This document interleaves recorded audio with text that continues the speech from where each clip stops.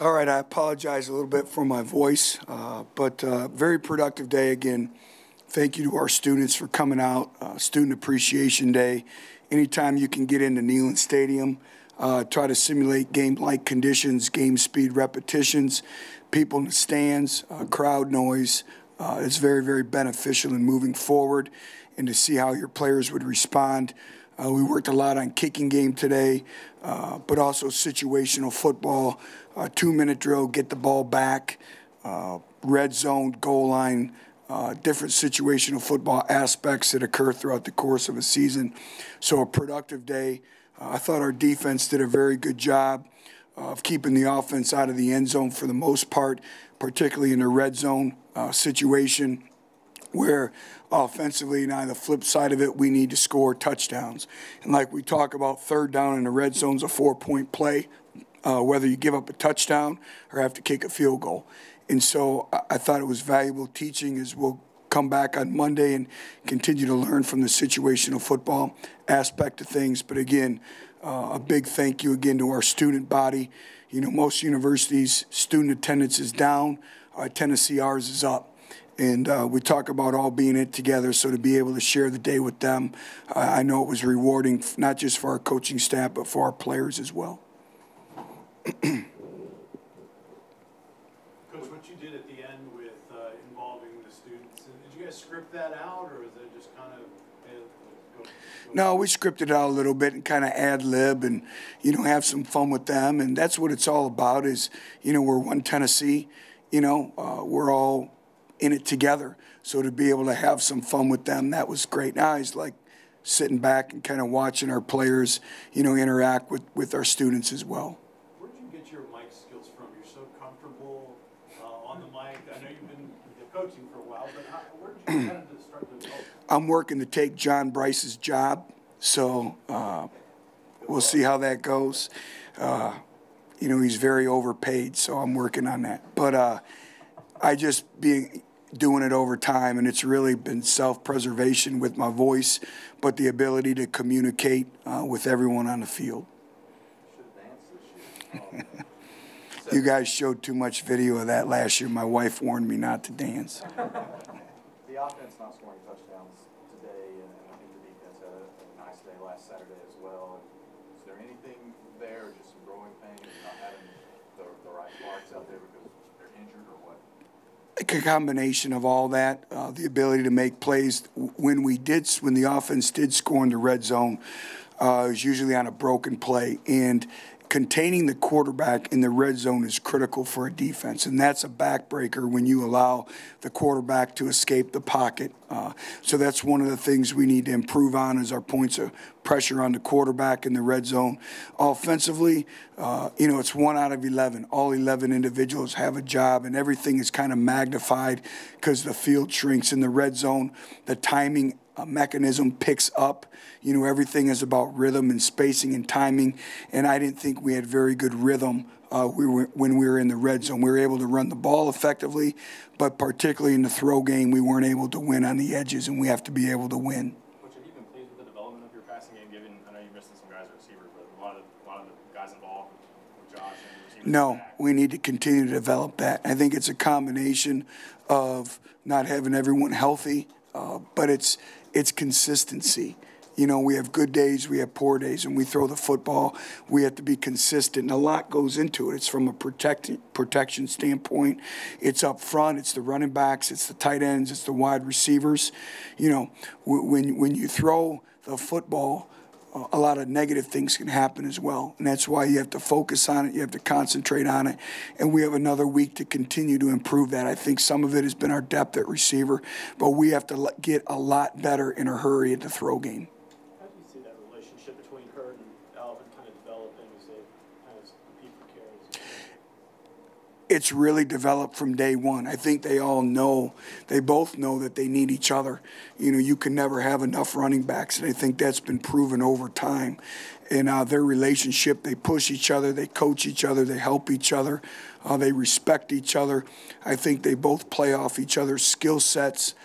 So that relationship has been extremely healthy, and it's been great to see. But you're looking at different guys in the spring. I know that's for depth in case something happens. Is it also still trying to say who's the best center for 2015? Yes, it's not just the center, it's every position on offense. And, you know, we spoke about it. I know Coach Mahoney continually speaks about it.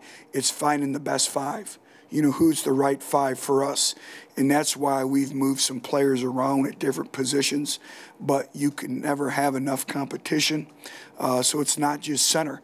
You know, Marcus Jackson, obviously, as we all know, is sitting out this spring. So what happens now when he comes back? So there's going to be competition across the board. But for us, it's not just the O-line, but it's finding the right 11 and backups, quality backups on offense, on defense, and special teams. So Max returning starter, but that doesn't mean he's the starter. Is, you know, if somebody beats him out, somebody else will be playing. Correct, just like everyone else on our football team. You know, when you have competitive depth in your program, you have to earn your spot each and every day. And Mac has done a great job. Mac competes every day. Mac is as competitive as young man as we have. So I've been proud of him that way. But again, it's not just him. It's again, finding the right five. It's Marcus Jackson when he comes back.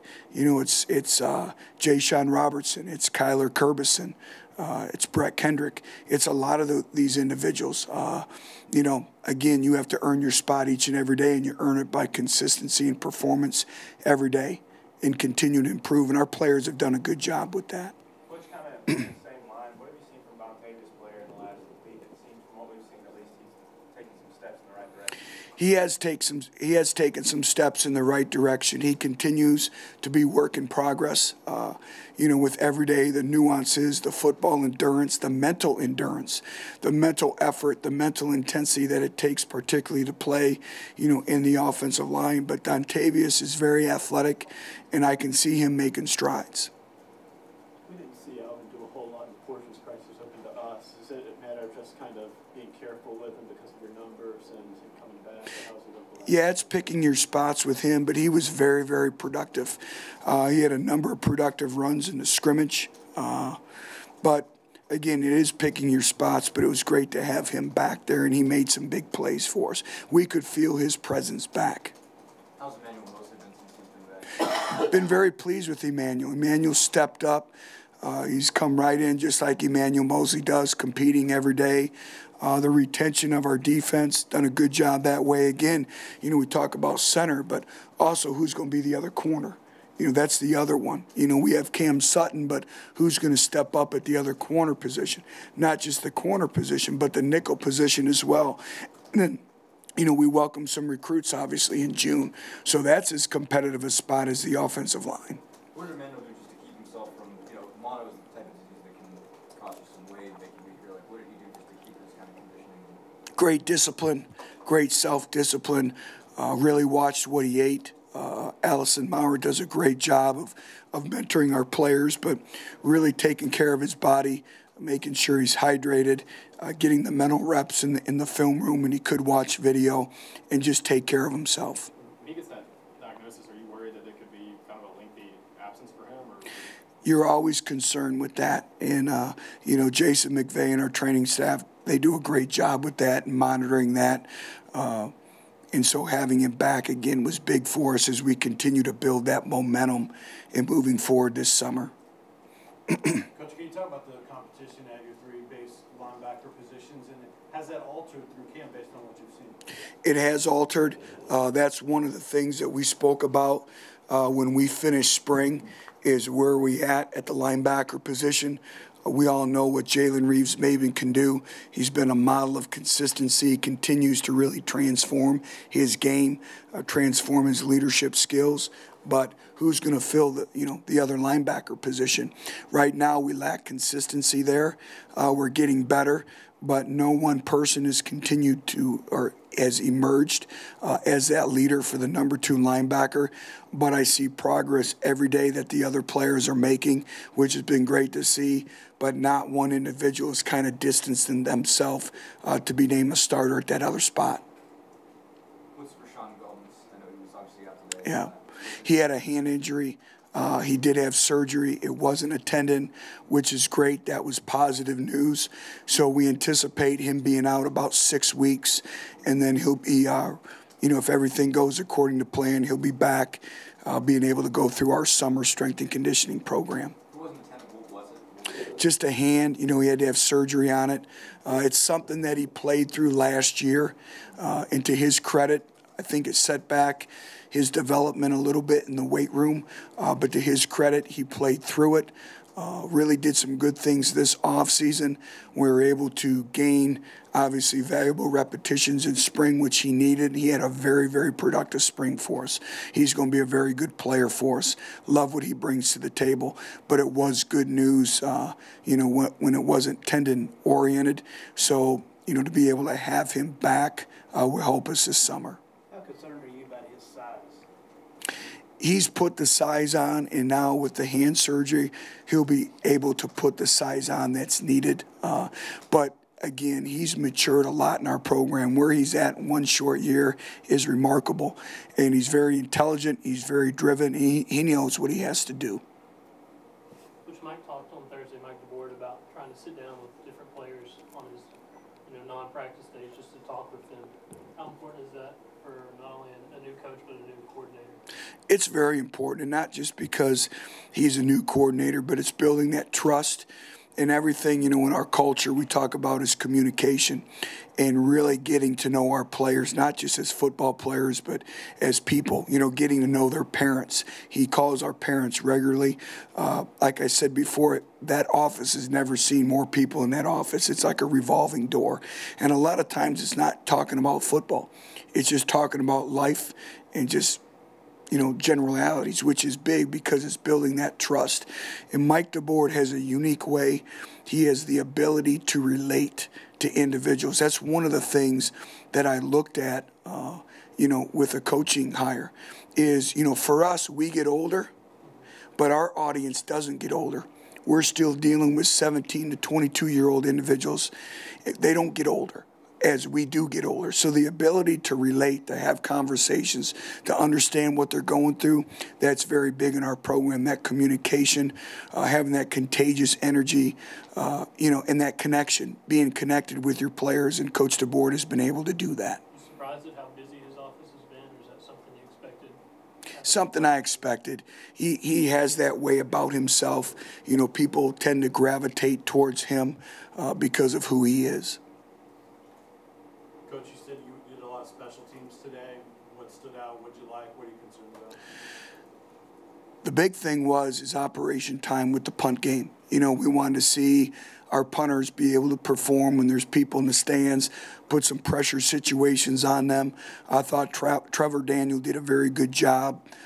We got some live kicking in terms of one kickoff return, all those things that occur, some live field goals, and just having our kickers kick in Neyland Stadium with people in the stands, that was very big for us. We obviously saw Evan Berry kind of win that kickoff job last year. Is he kind of still in that with the first team kickoff, or you kind of rotated guys and works best there? Right now, he's been running with the one kickoff return, and he does a very good job with that. And part of being a good kick returner is having a knack for that, having instincts about it.